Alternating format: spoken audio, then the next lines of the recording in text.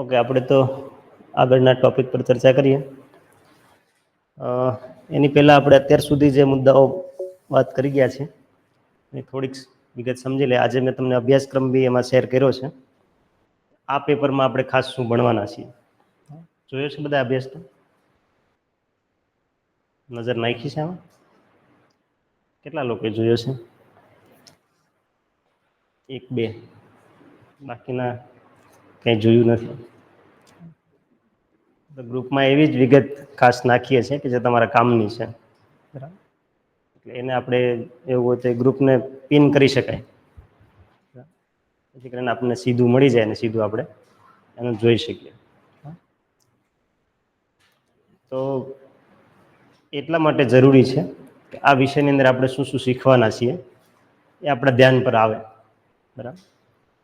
તો આમ આપણે એમ કહીએ છીએ કે ભાઈ એગ્રો પ્રોસેસિંગ, પણ એગ્રો પ્રોસેસિંગ એટલે ઘણો લાંબો વિષય છે.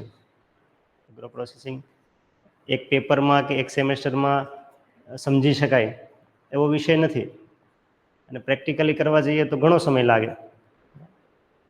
તો આપણે એને સમજવાનો પ્રયત્ન કરીએ છીએ.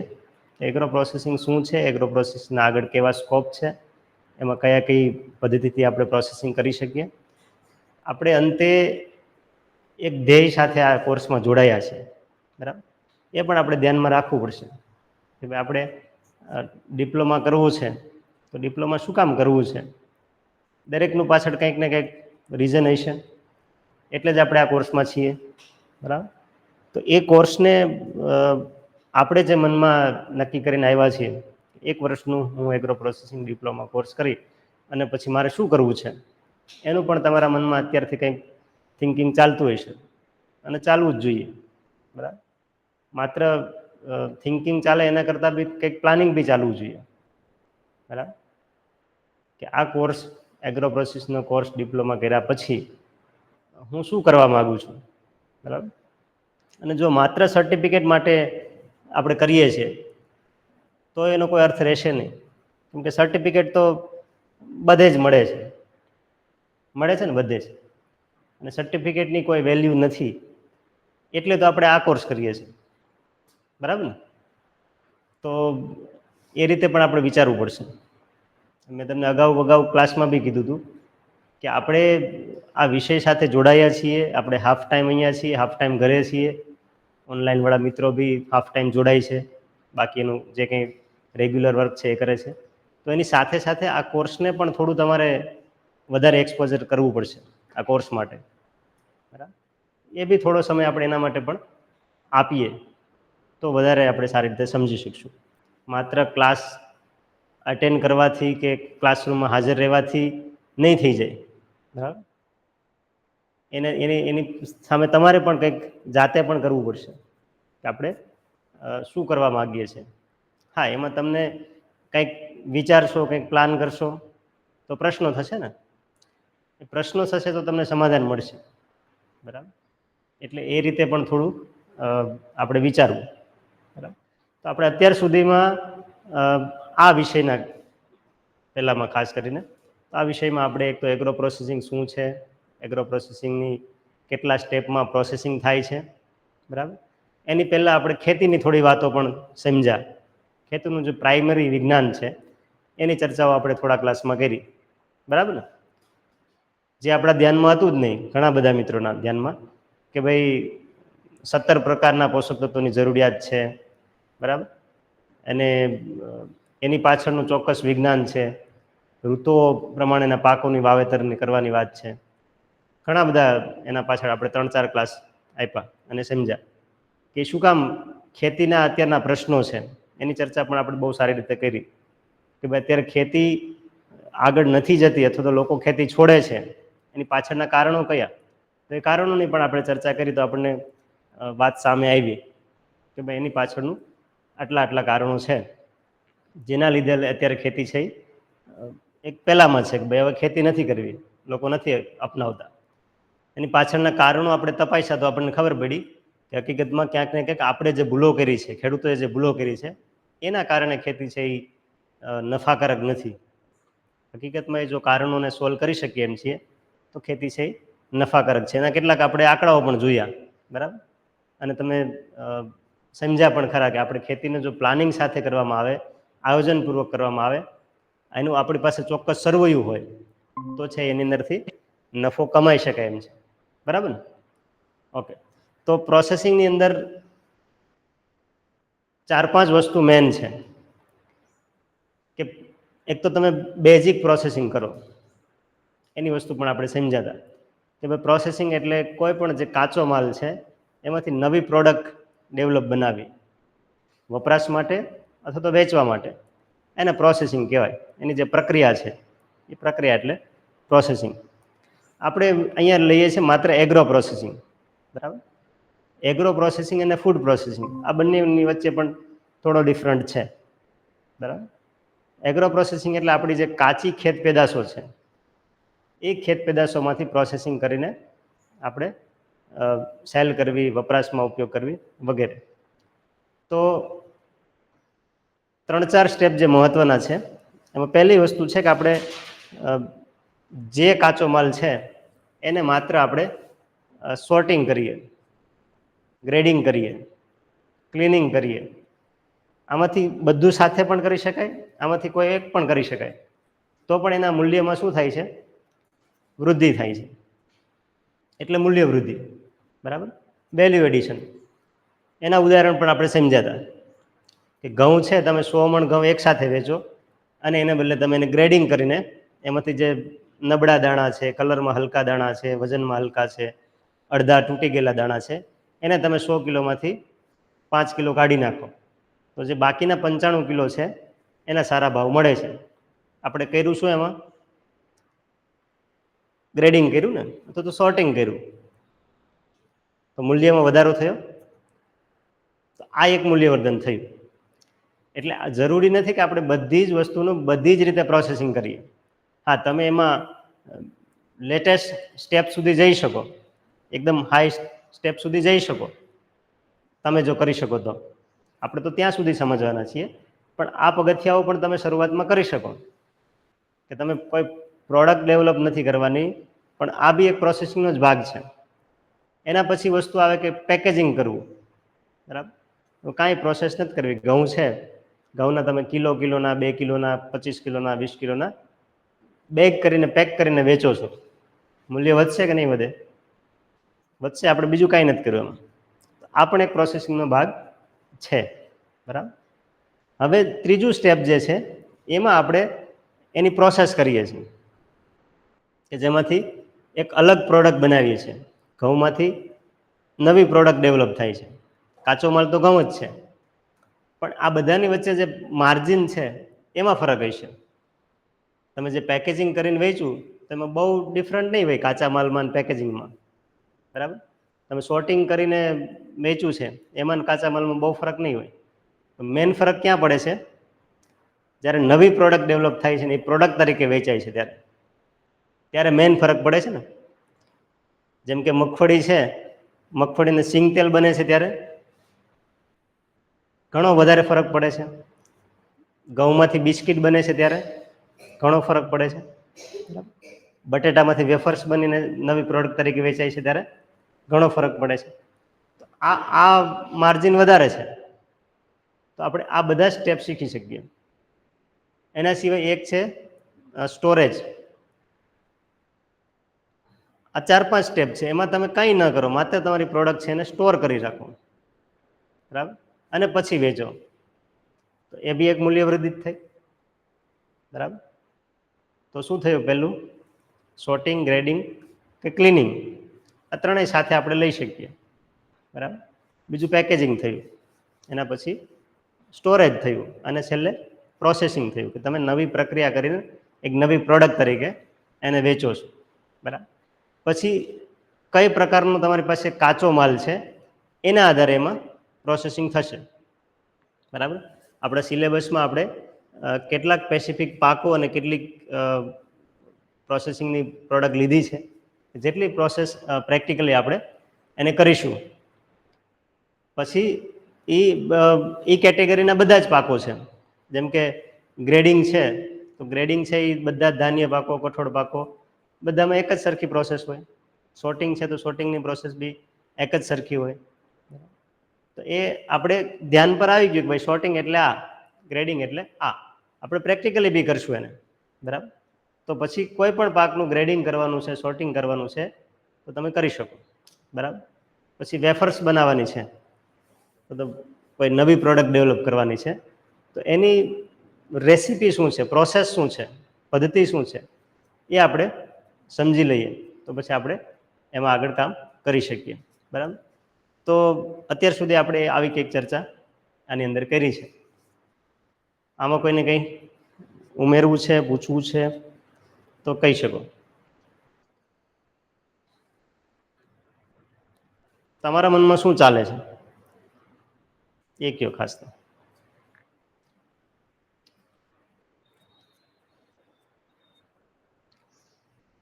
આપણે બોલશું તો કંઈક સમજાશે. અર્જુન.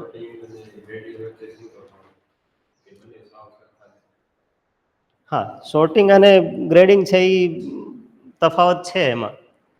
શોર્ટિંગ છે એવું છે કે એમાં જે કચરો છે અથવા તો શું કહેવાય, પથ્થર છે, નકામા દાણા છે, એને અલગ શોર્ટ કરવા, એને કાઢી નાખવા, એ શોર્ટિંગ થયું, બરાબર. ગ્રેડિંગ છે એ તમારો સફાઈ કરેલો પ્રોડક્ટ છે. શોર્ટિંગ થઈ ગયું, એમાંથી કચરો કાઢી નાખ્યો, પથ્થર કાઢી નાખ્યા, નકામા દાણા કાઢી નાખ્યા, જે એકદમ ફેંકી દેવાના છે, એને વપરાશમાં લેવાના નથી. એ સફાઈ કરેલો પ્રોડક્ટ છે, તૈયાર થયેલા છે, એને ગ્રેડિંગ કરવાના છે. ખ્યાલ આવ્યો? એમાંથી ગ્રેડિંગ શું થશે, એમાંથી કેટેગરી પ્રમાણે થશે કે ભાઈ એકદમ મોટા દાણા છે એ અલગ થશે, એનાથી થોડા ઓછી સાઈઝના દાણા છે એ અલગ થશે, અને એક એવા હશે કે જે એકદમ નાના દાણા હશે, કલરમાં એકદમ બરાબર નહીં હોય, બરાબર. પછી પાક પ્રમાણે થશે. માનો કે આ જે અનાજ છે, કઠોળ છે, આ બધાના ગ્રેડિંગના મશીનો આવે. તમે પેલું જોયું છે ઓપનર જે આવે એ ઓપનરની જેમ આના ચારણા આવે, બરાબર. એમાં તમે નાખો એટલે એ પ્રકારનું અલગ તરવાઈ જાય, બરાબર. પછી માનો કે ફ્રૂટ ક્રોપ છે, ફળ પાકો છે, તો એનું ગ્રેડિંગ છે એ બી એની બી મશીનરી આવે છે. શરૂઆતમાં મેન્યુઅલી થતું, બરાબર, કે તમે જોઈને એનો કલર જોઈને તમે અલગ કરી શકો, સાઈઝ જોઈને અલગ કરી શકો, વજનના હિસાબથી અલગ કરી શકો, બરાબર. તો આ ગ્રેડિંગ થયું. પણ શોર્ટિંગ કેનો કહેવાય, કોને કહેવાય, તો કે શોર્ટિંગમાં જે ફળ છે એ બગડી ગયેલું છે, એકદમ કલરમાં એકદમ કાચું છે, નકામું છે, તૂટી ગયું છે, તિરાડ પડી ગઈ છે, આવું બધું શોર્ટ કરી નાખવાનું, અલગ કરી નાખવાનું, એ શોર્ટિંગ છે. અને પછી જે વધે છે ટોટલ માલ, એમાંથી પછી ગ્રેડિંગ કરવાનું, એને ગ્રેડ આપવાનું. એ ગ્રેડનું ક્વોલિટી, બી ગ્રેડની, સી ગ્રેડની, આ રીતે ગ્રેડિંગ કરી શકાય. માત્ર આટલું કરવાથી પણ એની મૂલ્ય વૃદ્ધિ તો થાય જ છે, બરાબર. તમે જોયું હશે કે આપણે બજારમાં જઈએ તો સફરજનની લારી ઉપર સફરજન વેચાતા હોય. સફરજનના બે ત્રણ પ્રકાર હશે, અથવા તો એક જ લારી ઉપર બે પ્રકારના સફરજન હશે. એ કહેશે ને કે આ છે એ 200 રૂપિયાના કિલો, આ જોતા હોય તો 100 રૂપિયાના કિલો, કાં તો 150 રૂપિયાના કિલો. તો એ શું છે, ગ્રેડિંગ કરેલા છે, બરાબર. અને આપણે બી નજરે દેખાય સીધું જ એ કલરમાં ફરક છે, સાઈઝમાં ફરક છે, બરાબર. તો આ ગ્રેડિંગ થયું. હવે દરેક ફળ પાકોમાં, દરેક કઠોળ, અનાજ, શાકભાજી બધામાં ગ્રેડિંગ થઈ શકે, અને એના આધારે એના ભાવો મળે છે. તો કોઈ પણ પ્રોડક્ટને સેલ કરતા ગ્રેડિંગ તો કરવું જ જોઈએ. આ પ્રોસેસિંગનો પ્રાથમિક બાબત છે. તો એનાથી પણ એની મૂલ્યવૃદ્ધિ થાય. પછી પેકેજિંગ પણ આપણે સમજીએ છીએ, બરાબર. પેકેજિંગનો એટલો કોસ્ટ નથી. પેકેજિંગ કરવાનું જે પૈસા લાગે છે એ એટલા બધા નથી હોતા, પણ છતાં એનું માર્જિન વધી જાય છે, બરાબર. અને પેકેજિંગનો બીજો ફાયદો એ બી છે કે એની સેલ્ફ લાઈફ પણ વધી જાય છે. ઘણા ખરા પાકોમાં એની સેલ્ફ લાઈફ વધારવા માટે પણ પેકેજિંગ મહત્વનું છે, બરાબર. ચાલો પછી કોઈને કંઈ પ્રશ્ન?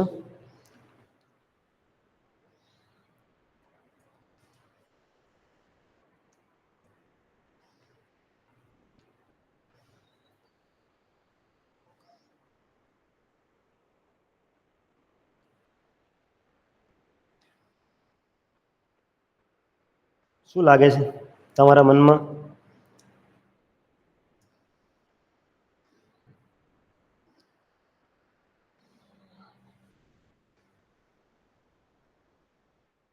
એગ્રો પ્રોસેસિંગ કરવું જોઈએ કે ના કરવું જોઈએ?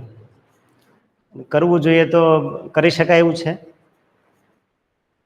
તમને લાગે છે કરી શકાય એવું છે? આપણે જાતે કરી શકાય? કરી શકાય તો આપણે તમારી પાસે જ પ્રેક્ટિકલ કરાવીએ. હા, તમે કઈ વસ્તુનું જાતે પ્રોસેસિંગ કરી શકો? ક્યાં? તમને કાચો માલ આપી દેવામાં આવે તો કાચા માલમાંથી તમે નવી કઈ પ્રોડક્ટ બનાવી શકો?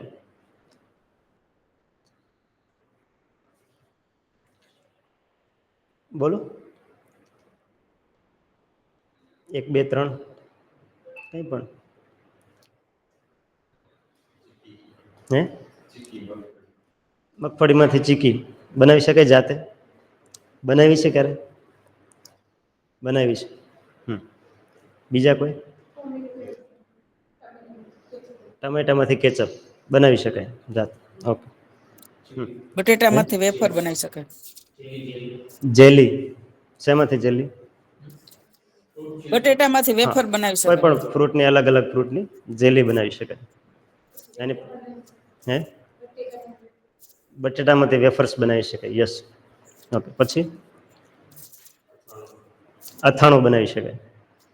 અથાણું કોને બનાવ્યું છે પ્રેક્ટિકલી કોઈ? નથી બનાવ્યું. આમળામાંથી કેન્ડી તમે બનાવી છે? ઓકે.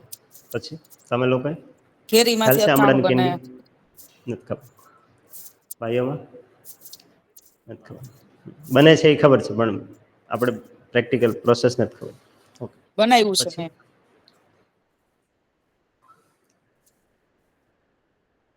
યાદ કરો. આના સિવાય શું લીંબુમાંથી બનાવી અથાણું બને. શકાય? લીંબુમાંથી અથાણું બને, શરબત બને. આપણે બનાવ્યું ના હોય એ વાત અલગ છે. બનાવી શકાય એની વાત કરીએ છીએ.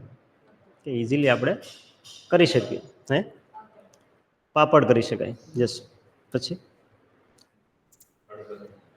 હળદર પાવડર એની પણ આપણે કાલે ચર્ચા કરી. હા. પછી મીઠાઈ બનાવી શકાય. મીઠાઈમાં તો ઘણી બધી આઈટમ બનાવી શકાય. પછી હે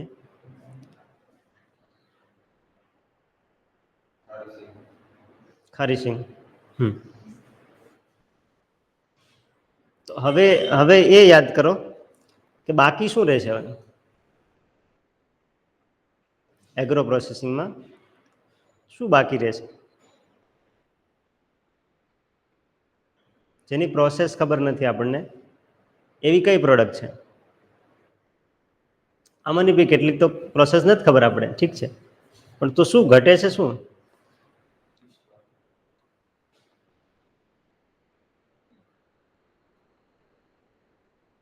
આપણે પહેલાં તો એક નક્કી કરવું પડશે કે આપણે આટલી પ્રોડક્ટ છે એ એગ્રો પ્રોસેસની અંદર આવે એમાંથી કેટલીક આપણે જાણીએ છીએ, કેટલાકની પ્રોસેસ જાણીએ છીએ, કેટલાકની પ્રોસેસ નથી જાણતા. બરાબર, એનું એક લિસ્ટ બનાવવું પડશે. ખ્યાલ આવ્યો? એનું એક લિસ્ટ બનાવીએ. પછી લિસ્ટમાંથી આપણે એને પ્રાયોરિટી આપીએ કે ભાઈ ચલો હળદર પાવડર છે તો એ બેઝિક ખબર છે, એની સામાન્ય આપણે પ્રોસેસ સમજી લઈએ, આપણને ખ્યાલ આવી જાય. એને આપણે વધારે પ્રેક્ટિસ કે પ્રેક્ટિકલ કરવાની આવશ્યકતા નથી. જેમ મેં અમને કીધું હિનાબેને કે ભાઈ આંબળાની કેન્ડી છે, આંબળાની કેન્ડી છે એ પ્રેક્ટિકલી આપણે કરવી પડે બધાને સમજવા માટે.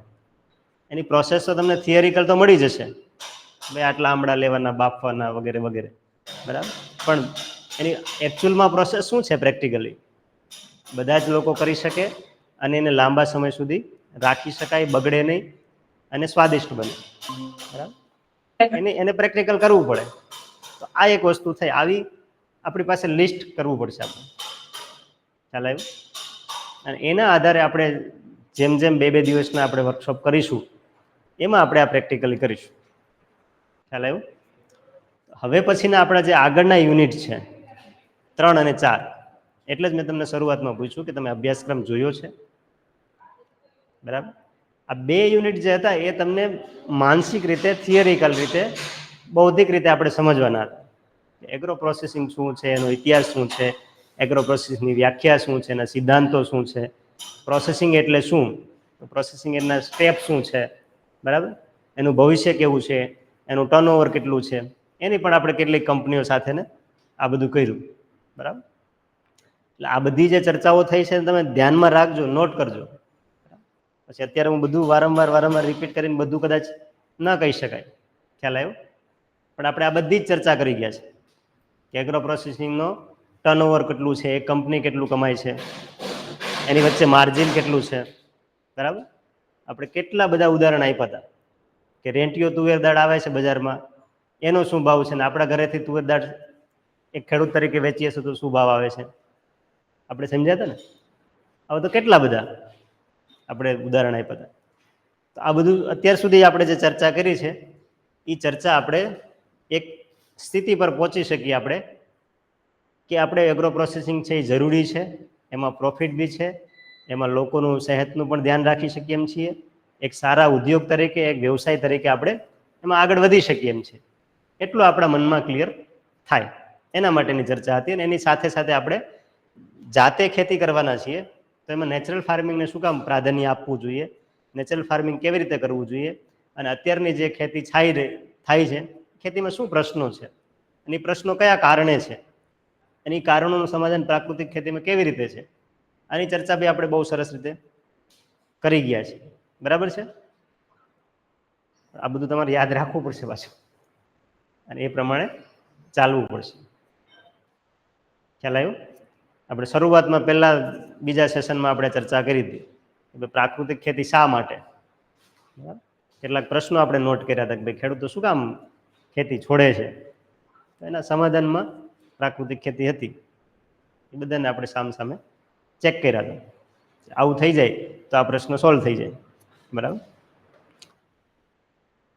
તો હવે આપણે આ યુનિટ, આ મુદ્દો અહીંયા જે પૂરો કરશું, અને પછીના જે બે મુદ્દાઓ છે, આપણા બે યુનિટ છે, બંને યુનિટ છે આમ પ્રેક્ટિકલી ભણવા જેવા છે. એમાં થિયરિકલ ચર્ચા ઓછી આવશે, પ્રેક્ટિકલી થશે. તકલીફ છે તમને કંઈ? એટલે એવું હોય તો જઈ શકો, આરામ કરો બહાર. ઓકે. તો હવે પછીના બંને યુનિટનો તમે અભ્યાસક્રમ જોશો તો એ પ્રેક્ટિકલી છે આખો. અત્યાર સુધી જે આપણે ભણ્યા છીએ એને હવે પ્રેક્ટિકલ કેવી રીતે કરવું, એને બી અલગ અલગ આપણે ઓલામાં ડિવાઈડ કર્યા છે કે ભાઈ કઠોર વર્ગના પાકોનું મૂલ્યવર્ધન, બરાબર, પછી શાકભાજી પાકોનું મૂલ્યવર્ધન, ફળ પાકોના મૂલ્યવર્ધન, એમાં ખાદ્ય અને બિન ખાદ્ય એ બી બે મુખ્ય પ્રકારો પડ્યા છે, બરાબર. તો એ રીતે હવે આપણે આગળના પહેલામાં જઈશું, અને એના માટે જરૂરી છે કે આપણે આટલા આ મુદ્દાઓ ક્લિયર થઈ જાય આપણા મનમાં, અને એમાં આપણે અત્યારના સમય પ્રમાણે કઈ વસ્તુ પ્રેક્ટિકલી કરી શકીએ અને કઈ વસ્તુને પ્રાધાન્ય આપવું જોઈએ, પ્રાયોરિટી આપવી જોઈએ, એ આપણે નક્કી કરીએ.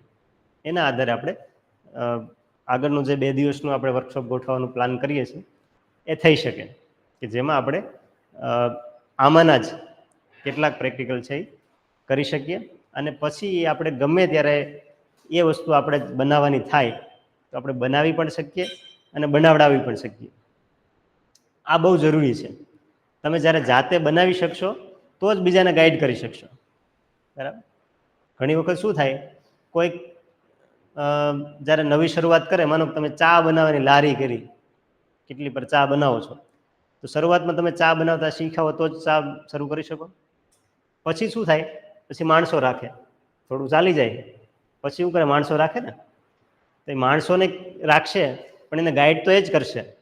શરૂઆતમાં તો એવું બને કે એને ચાય પત્તી, ખાંડ, દૂધ એ બધું નાખી દે કે આટલું આટલું આ પાણી લેવાનું, આટલું નાખવાનું. શું કામ? તો કે એને વર્ષો સુધી જે કામ કર્યું છે એના આધારે એને ખબર છે કે આટલું આટલું આ રીતે નાખીએ તો આવો ટેસ્ટ આવે, આટલું ગરમ કરવાનું, આટલો ઉફાણો આવવા દેવાનું, વગેરે. ખ્યાલ આવ્યો? તો એ ક્યારે કોઈ બીજાને ગાઈડ કરી શકે, બનાવડાવી શકે એવો જ ટેસ્ટ, એવી જ વસ્તુ કે જ્યારે પોતે પ્રોપર રીતે એ જાણતો હોય. તો આપણે એ રીતે શીખવાનું છે કે આપણે એક તો પોતે જાતે જો આપણું આવું યુનિટ ખોલવાના છીએ, કરવાના છીએ, તો આપણી પાસે પ્રોપર એનું બનાવી શકવા જોઈએ, જાતે પૂરા કોન્ફિડન્સથી સાથે આપણે એ કરી શકવા જોઈએ. અને પ્લસ આપણે બીજાને કદાચ ગાઈડ કરવાના થાય, આપણી પાસે મોટી ક્વોન્ટિટીમાં એ પ્રોડક્ટ બનાવવાની છે, તો આપણે બીજાને પણ આપણે એ પ્રમાણે આપણે સાથે રાખીને એ જ પ્રકારની ક્વોલિટીવાળી પ્રોડક્ટ બનાવડાવી શકીએ. ત્યાં સુધી આપણે જવાનું છે.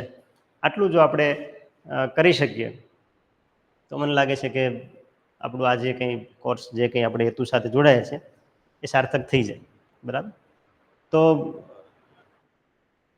કેટલીક એવી પ્રેક્ટિકલી લિસ્ટ કરશું આપણે કે જેને આપણે આગળ પ્રેક્ટિકલમાં કરી શકીએ. બરાબર. તો એનું લિસ્ટ કરીએ આપણે ખાસ તો, અને આપણું સિલેબસ બી તમે કાઢો એમાં જુઓ એમાં યુનિટ 3 અને 4 શું છે, અને એના આધારે આપણે એક લિસ્ટ બનાવીએ.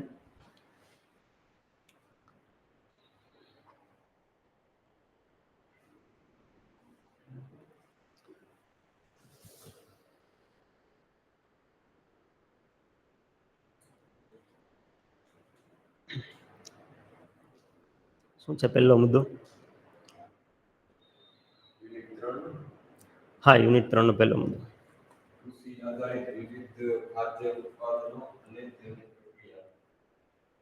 આ હેડિંગ છે. બરાબર. પછી નીચે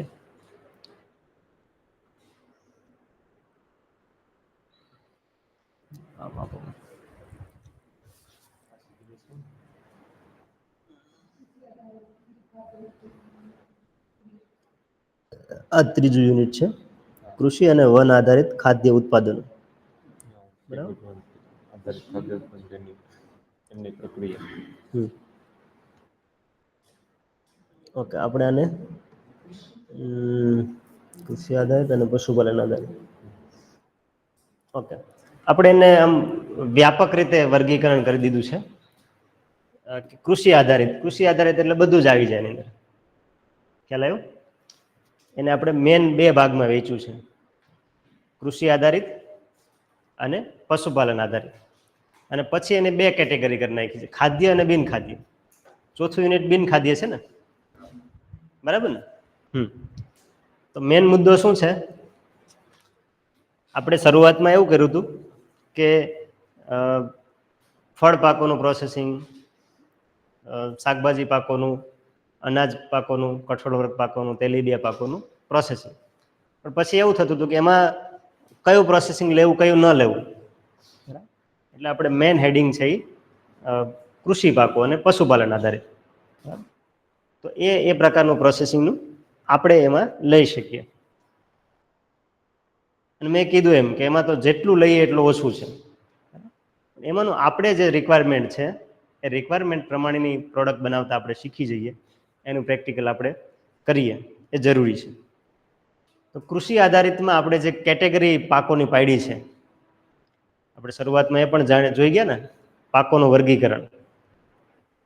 બાગાયતી પાકો, મતલબ શાકભાજી પાકો, ફળ પાકો, અનાજ વર્ગના પાકો, કઠોળ પાકો, તેલીબિયા પાકો.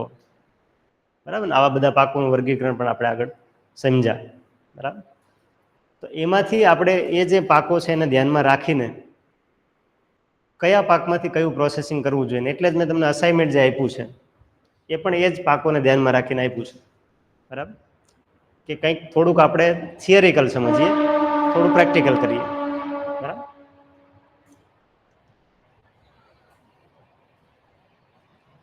આપણી પાસે અત્યારે જે 14 સંખ્યા છે આપણી પાસે, બધા 5-5 પ્રોડક્ટ બનાવી કેમ એના વિશે અભ્યાસ કરશે. ખ્યાલ આવ્યો? તો 14 પ્રકારના અલગ અલગ પાકો છે, એનું પ્રોસેસિંગ, એની એમાંથી પ્રોડક્ટ ડેવલપ કેવી રીતે કરવી એનો અભ્યાસ થશે. તો એના આધારે જ તમે આમાં પણ લિસ્ટમાં વિગત લઈ શકો. તો આપણે એક ફાઇનલ લિસ્ટ બનાવીએ, અને એમાં બી મેં તમને કીધું હતું કે આપણે ઘર વપરાશમાં જે વસ્તુઓ જોઈએ છે એ જ આપણું એગ્રો પ્રોસેસિંગ થશે. બરાબર. તો આપણે પહેલી એક એક કેટેગરી લેતા જઈએ. જેમ કે ધાન્ય પાકો. બરાબર. ધાન્ય પાકોમાં કયા પાકો આવશે? ઘઉં, બાજરી, ચોખા એટલે ડાંગર, જુવાર, મકાઈ, આ બધું આવશે ને ધાન્યમાં?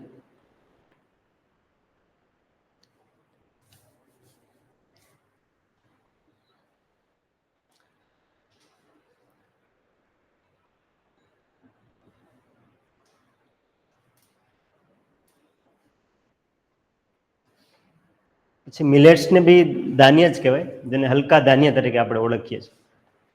મિલેટ્સ, મિલેટ્સમાં શું આવશે? રાગી છે, જુવાર બી રાગી એમાં બી લઈ શકાય અને આમાં બી લઈ શકાય. પછી કાંગ છે, કાંગ, પછી સામો છે, પછી બાજરી, કોદરી છે, કોદરી એ બી મિલેટ્સ જ છે. કોદરી,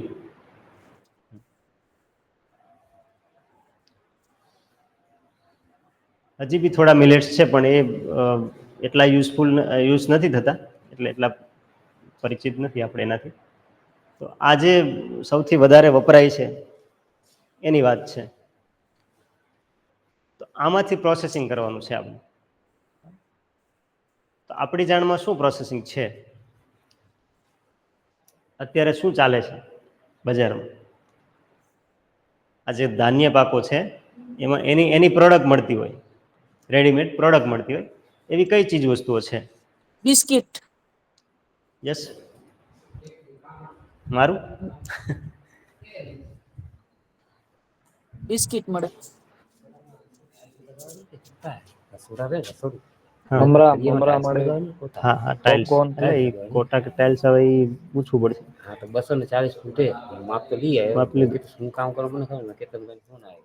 હા હા, કે તમે યાર કામ કરો ને, મને 50 રૂપિયા ભાઈ ને હમણાં આવું ને દરવાજા લગાવો માપ લઈ લો. શું કરવા મને કહે, હું તમને કહું પછી. 240 ફૂટે કોટા નાખવા હોય તમને એ હું સાહેબ સાથે વાત કરીને કહું. બીજું એક ઓલી ઓફિસમાં જે હું બેસું છું ને, એમાં નીચે પેલું લાકડું મેં તમને બતાવ્યું ને, એમાં ફ્લોર કરવાનું. હા, તો આપણે હા શું કહે છે? કયો હે ઘઉંમાંથી? હા, એ એ જે છે ને બિસ્કિટ છે, બ્રેડ છે, અથવા તો પાઉં છે, આ બધી ફ્રૂટ પ્રોસેસિંગમાં આવશે. મેં તમને હમણાં કીધું ને કે એગ્રો પ્રોસેસિંગ ને ફૂડ પ્રોસેસિંગમાં આ જ ડિફરન્ટ છે. આપણે ત્યાં સુધી નથી જવાની જરૂર. ખ્યાલ આવ્યો? એમાં ત્યાં સુધી જવાની જરૂર નથી. આપણે એગ્રો પ્રોસેસિંગ કરવું છે. એગ્રો પ્રોસેસિંગ એટલે આપણી જે ખેત પેદાશો છે એમાંથી સામાન્ય પ્રોસેસ. એમાં શું આવશે? એના સિવાય કેટલીક પ્રોડક્ટ આવી શકે. ઘઉંમાંથી બીજું શું શું બનાવી શકાય? પાપડ, તો ઓલરેડી બને છે. પાપડ, આપણે નવું રિસર્ચ નથી કરવાનું. ખ્યાલ આવ્યો? નવી પ્રોડક્ટ ડેવલપ નથી કરવાની કે જે અત્યાર સુધી છે જ નહીં ક્યાંય. અને શું બનાવી શકાય એવું તો રિસર્ચ થઈ શકે, પણ આપણે અત્યારે જે ચાલે છે એને સમજીએ. ઘઉંમાંથી અત્યારે માર્કેટમાં કેવી કેવી પ્રોડક્ટ, એમાં રો મટીરિયલ તરીકે ઘઉં વપરાય છે, એ શું બને છે એનું આપણે લિસ્ટ કરીએ. શું કહેવાય? ખાખરા, ઘઉંનો પોંક. હા, આ એગ્રો પ્રોસેસિંગ કહેવાય. હે શું કહેવાય? દલિયા. હા, એ બી એક સ્વીટ છે. બરાબર. તો લખો, પાક લખો. મેન પાક કયો છે? ઘઉં. એમાંથી આપણે પ્રોસેસિંગ પ્રોડક્ટ લખતા જઈએ. બરાબર. એક તો ઘઉંનો પોક. ઘઉંનો પોંક. કેટલા લોકો જાણે છે પોંક વિશે? નથી ખબર. હે પોંક પોંક કહેવાય એને. હા, કદાચ અહીંયા એ શબ્દ બીજો કહેવાતો હોય એવું બની શકે. ઋત્વિક કે શું કરવાનું એમાં? પોંક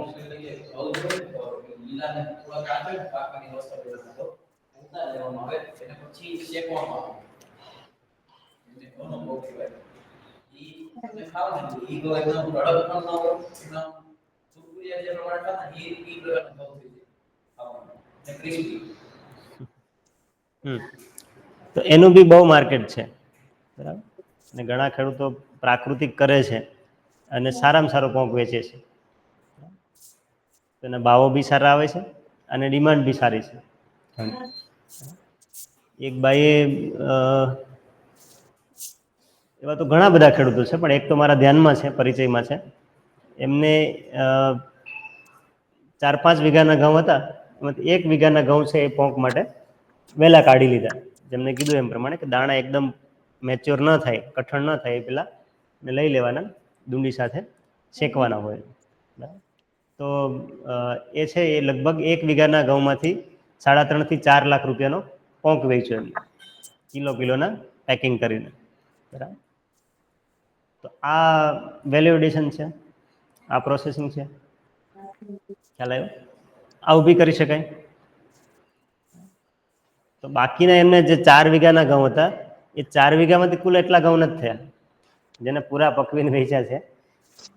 એ 4 વીઘાના ઘઉં આ 1 વીઘાના ઘઉં જેટલી આવક એમાંથી નથી થઈ, સારા ભાવે વેચ્યા છતાં પણ. બરાબર. આ એગ્રો પ્રોસેસિંગ છે, એ આપણે કરી શકીએ અને ઘણા બધા ખેડૂતો કરે છે.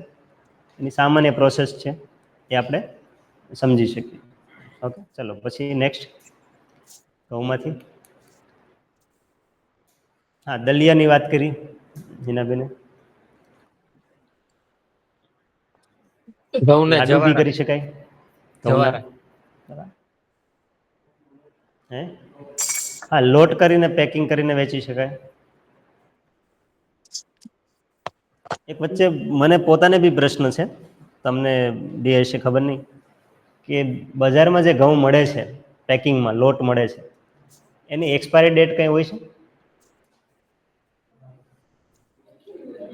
હે નહીં, પણ એ કેટલી હશે? હે 12 મહિના? તો 3 મહિના હકીકતમાં હોય, 12 મહિના ઘઉં રહે પેકેટમાં? 3 મહિના હોય સારું રહે. છે. 2-3 માના હોય છે.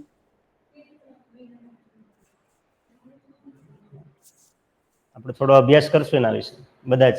મને પોતાને બી એ ડાઉટ છે કે ઘઉં તો જ્યારે જોઈએ ત્યારે પેકેટમાં મળે જ છે, અલગ અલગ કંપનીઓના લોટ મળે જ છે, મતલબ લોટ મળે છે પેકિંગમાં. એ પેકિંગની કંઈક એક્સપાયરી ડેટ જો મહિના દિવસની એમ હોય અને બદલી જતો હોય તો ઠીક છે, અથવા એ બધા એમને એમ ખાયા કરે છે, એવું થાય, બની શકે. હા, એ બી છે.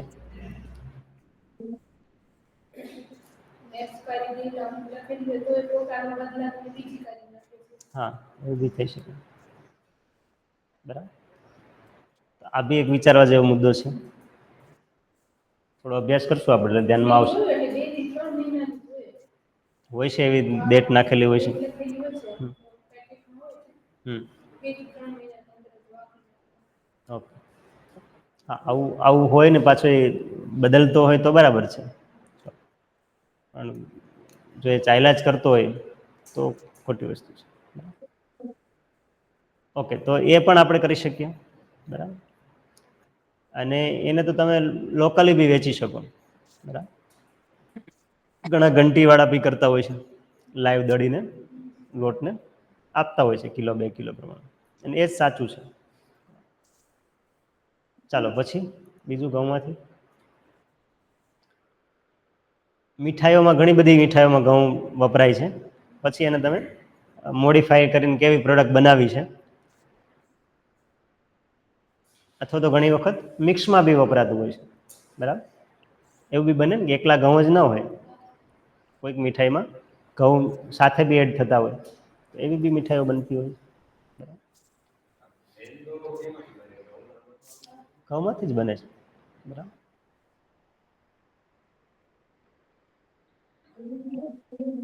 એની એકચ્યુઅલ પ્રોસેસ મને બી ધ્યાનમાં નથી, પણ મૂળ રો મટીરિયલ તો એ ઘઉં જ છે. ઘઉંમાંથી અમુક પેલું કાઢી અને મેંદામાં કન્વર્ટ કરવામાં આવે છે. બરાબર. ચલો પછી.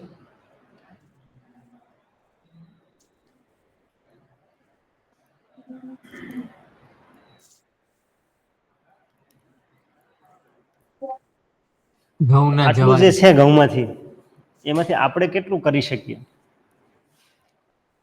અથવા તો આપણે કરવું જોઈએ પ્રેક્ટિકલ, જે આપણને ઉપયોગી લાગે છે રોજબરોજમાં વપરાશમાં હોય, ડિમાન્ડમાં હોય, કે જે આપણે માત્ર ઘઉંને બદલે આટલું પ્રોસેસિંગ કરીને લોકોને આપીએ તો આપણને ઇઝીલી કસ્ટમર બી મળી રહે અને આપણને બી એક સારા માર્જિનવાળા ભાવ બી મળી રહે. આપણે શું કરી શકીએ?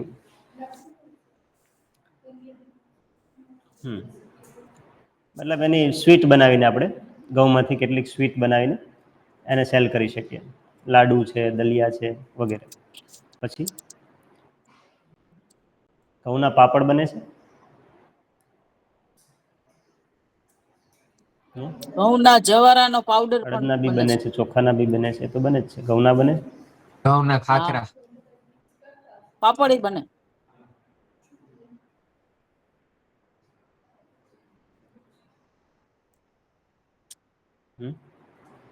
નથી ધ્યાનમાં? ઓકે, એમાંથી બી બને છે. બરાબર, એમાંથી બને છે, એ બી કરી શકાય. બરાબર. પછી આપણે એક દિવસ ભાખરીની બી વાત કરી હતી. કોઈ જોયું હતું? એ ભાઈનું એક હતું, એક સ્ટોરી. બહુ મોટા પાયે ભાખરી બનાવીને સેલ કરે છે. બહુ સારું ટર્નઓવર છે. નોટ કરી રાખો, તમે થોડું જોજો, એને વેરીફાઈ કરજો. ઘઉંમાંથી ફ્રેશ ભાખરી બનાવીને એનું સેલ કરે છે, પેકિંગ કરીને.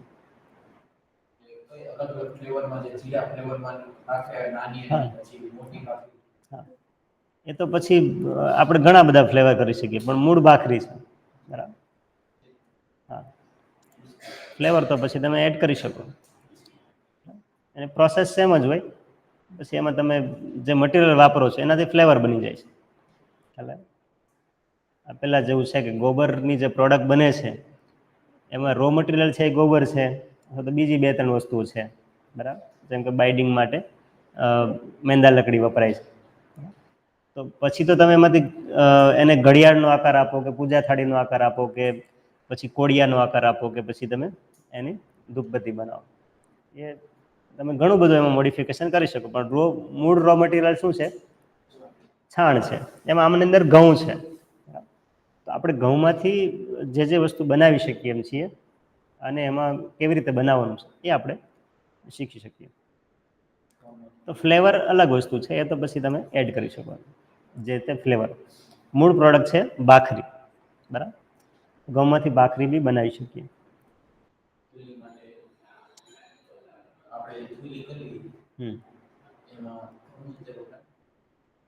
ફુલ્લી મતલબ હું ના સમજ્યો.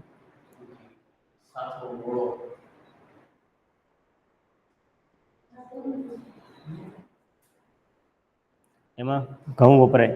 ઘઉંનું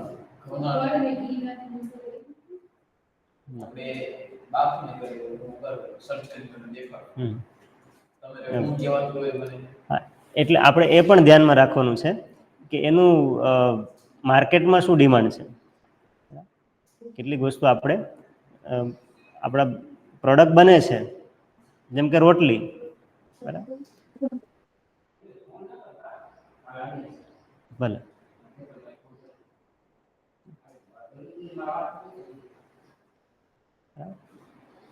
માર્કેટમાં જે વેચાય છે આવી પ્રોડક્ટને આપણે પ્રોસેસ પ્રક્રિયા સમજવી છે. પછી શું લાગે છે ઘઉંમાંથી? ઓકે, આટલું આપણે બનાવી શકીએ તો એનું વેલ્યુએશન થશે. ઘઉં જે આપણા અત્યારે કાચા ઘઉં વેચાય છે બજારમાં, આપણે વેચીએ છીએ, અથવા તો બીજા વેચે છે, એના કરતાં આમાં આવું બનાવીને વેચશું તો માર્કેટ વેલ્યુ વધશે નહીં? થશે મૂલ્યવર્ધન? બરાબર. ઓકે, ચાલો પછી નેક્સ્ટ આપણે ધાન્ય લઈએ.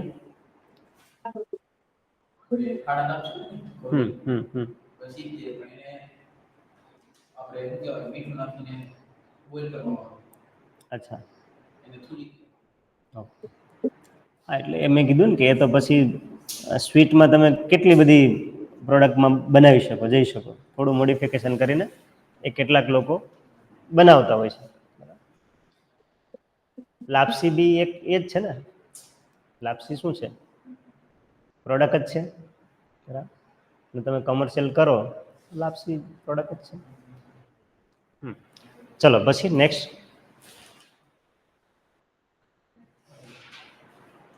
બાજરી,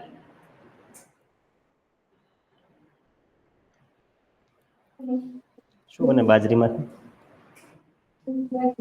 રોટલા સિવાય એ તો આપણને ખબર જ છે. બિસ્કિટ હા, બિસ્કિટ બને બાજરીના બિસ્કિટ બાજરીના. બને છે.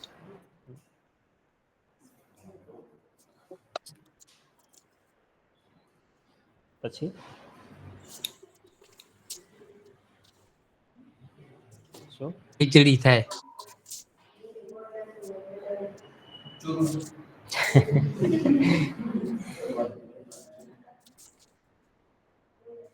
એ નહી, એની પાછી માર્કેટમાં બી વેલ્યુ હોવી જોઈએ, મતલબ આપણે સેલ કરી શકીએ ને એવી પ્રોડક્ટ.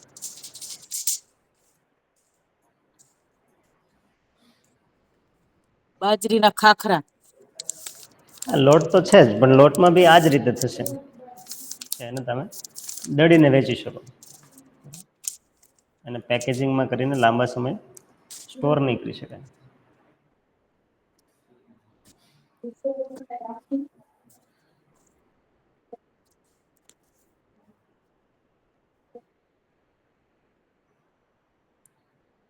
કોને અસાઇનમેન્ટ હતું એમાં કંઈક હતું ને ક્યાંક કોકનું? હે? બાજરીના લાડુ છે, બિસ્કિટ છે, બાજરીના પાપડ છે. ખાખરા. હમ? બાજરીના ખાખરા. આટલું લખ્યું છે. એને આપણે બોલીએ છીએ એ ધ્યાન જ નથી.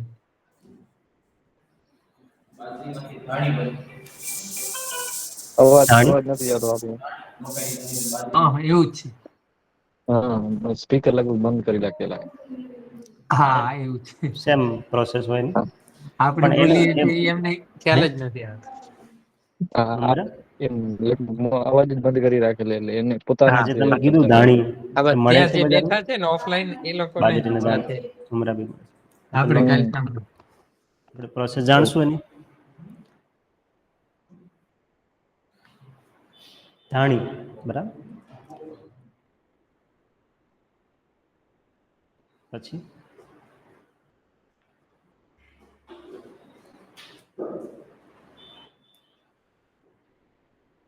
ઘણું આટલું બાજરામાંથી. પછી કંઈક યાદ આવશે તો આપણે એડ કરી દઈશું. ચાલો પછી નેક્સ્ટ કયું છે? શું લખ્યું છે એમાં નેક્સ્ટ પાક? જુવાર. હા, જુવારમાંથી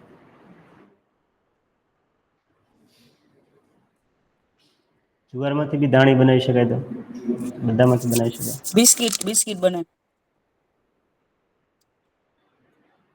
જુવારના બિસ્કિટ બને.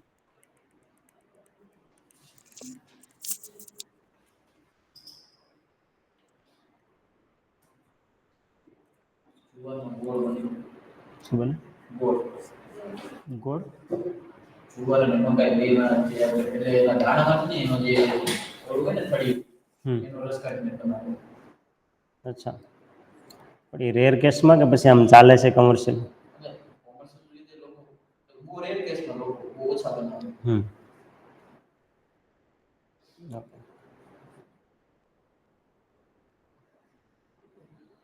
પછી જુવારમાં બીજું શું આવે?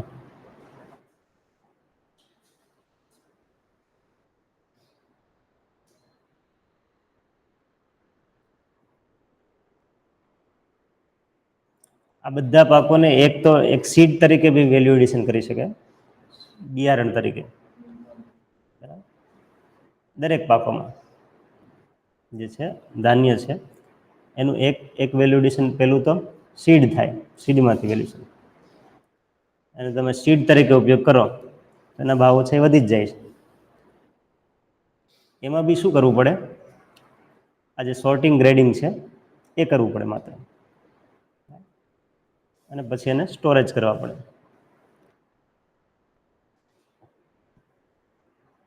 હમણાં જ મારે કોઈ ફાર્મર સાથે વાત થઈ કે જીરું અત્યારે વાવવાની સિઝન ચાલે છે, તો થોડા સમય પહેલાંથી સપ્ટેમ્બર ઓક્ટોબરથી વાવેતર થવાનું શરૂ થાય, તો જીરુંનું બિયારણ છે અત્યારે લેવા જાય તો 12,000 રૂપિયા ભાવ છે 20 કિલોનો.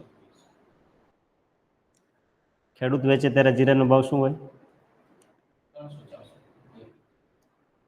નહીં આપણે 20 કિલોના મણની વાત કરીએ, લગભગ 4505 રૂપિયા, બરાબર, ગયા વર્ષનો ભાવ છે.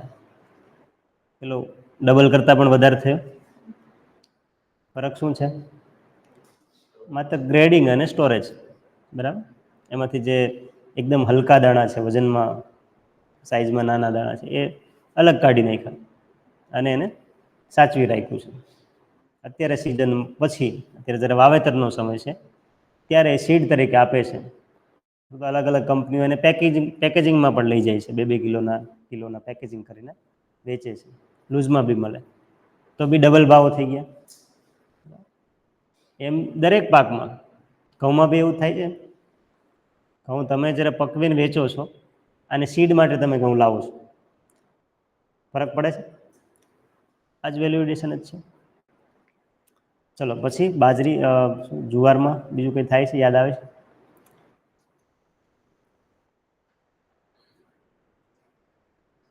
ચાલો પછી નેક્સ્ટ આપણે એમાં આગળ વધીએ. મકાઈ શું છે? મકાઈ છે. મકાઈમાં તો શું? અત્યારે બાજરીનો પોક હોય છે તો બાફીને વેચે બાજરી જુવાર. બાજરીમાંથી બી પોંક બનાવી શકાય. યસ, પોંક થઈ શકે. બાજરીમાં બી આ જ રીતે સેમ જેમ ઘઉંમાં થાય છે પોંક. બાફી નીકળે છે બાજરીનો, લીલી બાજરીનો, લીલી જુવાર હોય છે. આપણે ડાકોરના મંદિરે જાય છે ત્યાં વેચે છે. મારા ધ્યાનમાં નથી, હોઈ શકે. પછી મકાઈમાં પોપકોર્ન. પોપકોર્ન બનાવી શકાય, પોપકોર્ન. હે મકાઈના ડોડા, હા, એ બી જો સામાન્ય પ્રોસેસ છે ને. મકાઈનો ડોડો તમે કાચો લેવા જાઓ અને લારી પર લેવા જાઓ, શું કરે છે? શેકે છે ખાલી, મરચું મીઠું નાખી દે, લીંબુ નાખી દે. ભાવ કેટલો થઈ ગયો? લગભગ ડબલ થઈ જાય, થયું ને? તો બસ આ જ વસ્તુ આપણે સમજવાની છે. આવું લગભગમાં થાય છે મોટા ભાગના. પ્રોસેસ બહુ સામાન્ય છે, છતાં ભાવ ડબલ થઈ જાય છે. અને મેં તમને વચ્ચે કીધું હતું કે એ ભાવ એટલા ડબલ થઈ જાય છે કે જે તમે તમારો મુખ્ય પાક છે, કાચો માલ છે, એને આખું સિઝન દરમિયાન તૈયાર કરો છો અને જે ભાવ મળે છે સેમ એટલા જ પ્રોસેસ કરવાથી મળે છે, બરાબર. એનું એક્ઝામ્પલ આપ્યું હતું ને મેં તમને, કે તમે બટેટા છે એ 7 મહિના તમે પકવો, પછી તમારી પાસે બટેટા તૈયાર થઈને આવે, બરાબર. એ બટેટા તમારા છે 10 રૂપિયા, 20 રૂપિયા, 30 રૂપિયા કિલો, જેવી બજારમાં ડિમાન્ડ, એના આધારે કિલો બટેટા વેચાય. તો તમને માનો 20 રૂપિયા મળ્યા ખેડૂત તરીકે બટેટાના તમને 7 મહિના તમે પકાવ્યું, મહેનત કરી, મજૂરી કાઢવાની, ખર્ચાઓ કાઢવાના, પછી તમને કિલે 7 રૂપિયા કેટલા મળ્યા? કિલે 20 રૂપિયા બટેટામાં. એક માણસ એવો છે કે જે પ્રોસેસ જ કરે છે, એને ખેતી સાથે કોઈ લેવા દેવા નથી, બટેટા ઉગાડતો નથી, બરાબર. એને રેડીમેડ 20 રૂપિયાના બટેટા તમારી પાસેથી લઈ લીધા, બરાબર. એને પ્રોસેસ કરી નાખી, વોશ કરી નાખ્યા, ચિપ્સ કરી નાખી, પેકેજિંગ કરી નાખ્યું, આપી દીધું. એ કેટલા કમાય કિલે? આપણા કરતાં ઘણા વધારે, 20 રૂપિયા કરતાં તો વધારે જ ને થાય ને. હળદરમાં જુઓ તમે, હળદર લગભગ 7-8 મહિને તૈયાર થાય, ત્યારે આપણે લીલી હળદર તૈયાર કરીને કાઢીને વેચવી હોય સીધી, તો કેટલા રૂપિયાની વેચાય? આપણે 100 રૂપિયા સમજી લઈએ, કિલ્લાના 100 રૂપિયા આપણને મળે.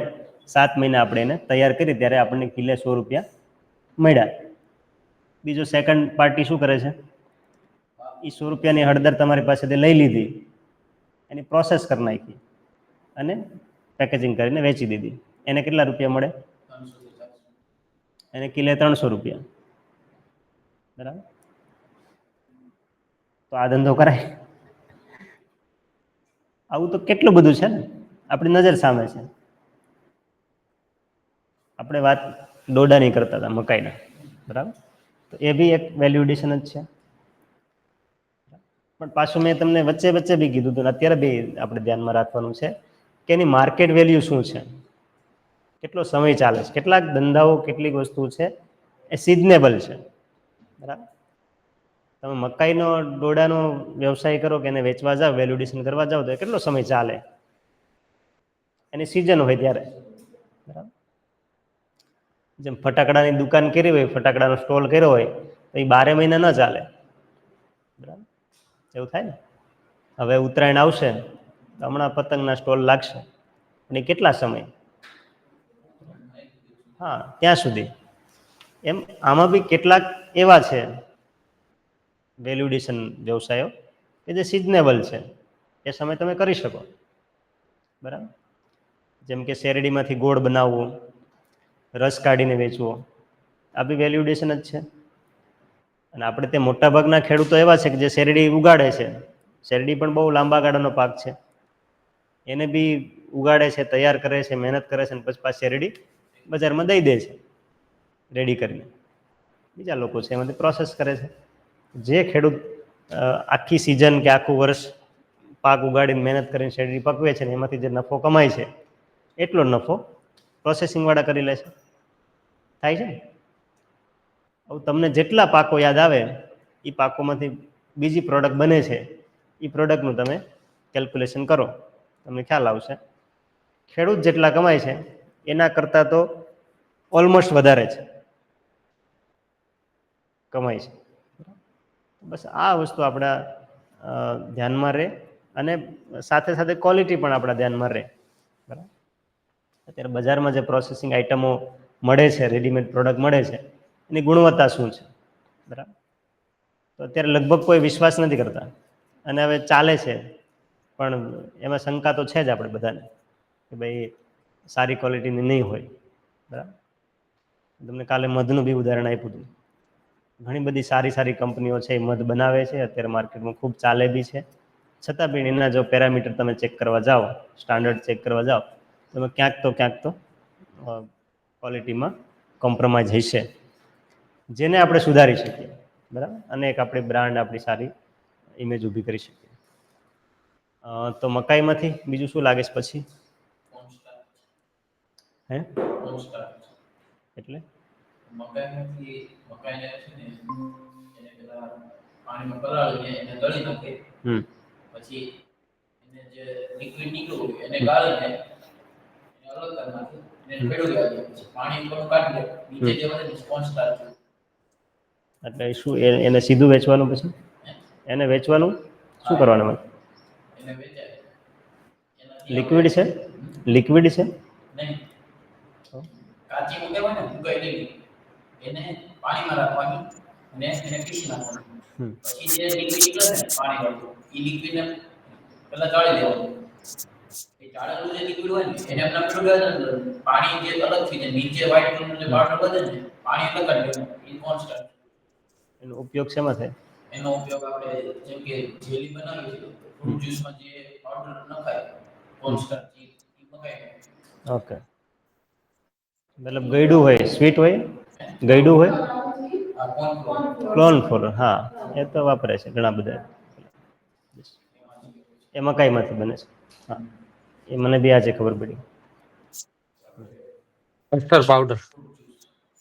હા, એમાં બી હા, એમાં બી વપરાય છે.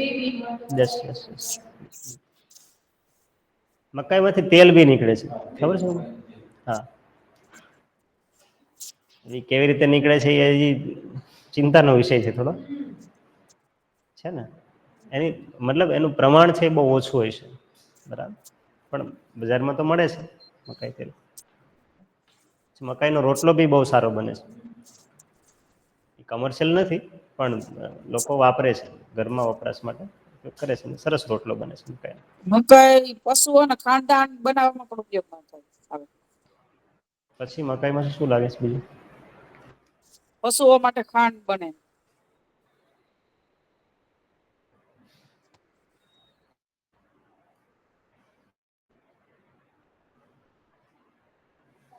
ચાલો પછી આગળ વધીએ. પછી કયો ભાગ છે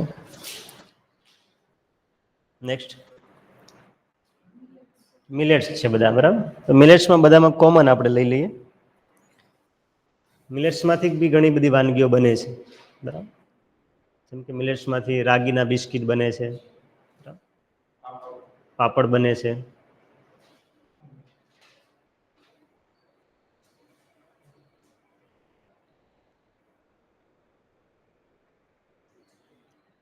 મોગરા છે, મોગરા. મમરા બી બને છે. યસ. લાડુ બી બનાવી શકાય. રાગીનો રોટલો નાગલી. હા, રાગી નાગલી એક જ બે. રોટલો બી બનાવી શકાય.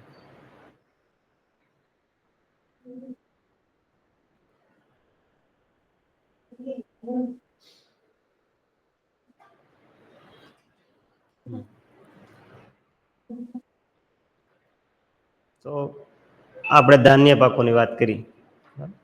ધાન્ય પાકોમાંથી અલગ અલગ કેટેગરીના પાકોમાંથી આટલી પ્રોસેસિંગ કરી શકાય. બરાબર.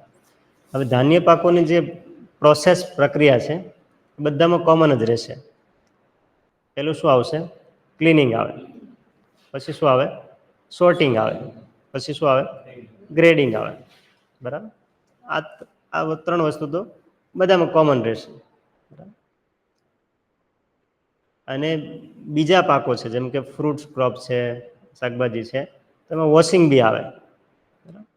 આમાં ક્લિનિંગ આવી ગયું. તો ક્લિનિંગ સોર્ટિંગમાં બી આવી જશે. બાકીનામાં ક્લિનિંગમાં વોશ કરવાનું આવે, ધોવા પડે. ધાન્ય પાકોમાં વોશ કરવાની આવશ્યકતા નથી. હા, કેટલીક પ્રોસેસ કરવાની છે એમાં ધોઈને કરી શકાય. તો આટલી પ્રોસેસ આની અંદર ધાન્યની અંદર કરી શકીએ અને એના વેલ્યુમાં વધારો કરી શકાય. પછી જે પ્રોસેસ છે, આગળનું જે સ્ટેપ છે એમાં સ્ટોરેજ છે કે પ્રોસેસ કરી નવી પ્રોડક્ટ બનાવવાની છે. એ અલગ અલગ પ્રક્રિયાઓ આપણે કેટલીક એમાંથી પ્રેક્ટિકલમાં શીખીશું. અત્યારે આપણે એક આઈડેન્ટિફિકેશન આપણે કર્યું છે કે આ ધાન્ય પાકોમાંથી આટલું બનાવી શકાય અને આવું ઓલરેડી બને છે. એમાંથી આપણે પછી શોર્ટ લિસ્ટ કરશું. આમાંથી આપણે ધાન્ય કેટેગરી થઈ ગઈ, એક કેટેગરી ધાન્ય થઈ ગઈ. બરાબર. ધાન્ય પાકોમાંથી આપણે પ્રેક્ટિકલી કઈ વસ્તુની કરવા જેવી લાગે છે એમાં આપણે 1, 2, 3 કરીશું લિસ્ટ. બરાબર. જેથી કરીને આપણે બધી જ કેટેગરીમાંથી થોડું પ્રેક્ટિકલી કરી શકીએ. બરાબર. તો એના આધારે તમે બાકીનું બધું પ્રોસેસ કરી શકો. બરાબર. તો આપણે બાકીનું લિસ્ટ આગળ કરીશું.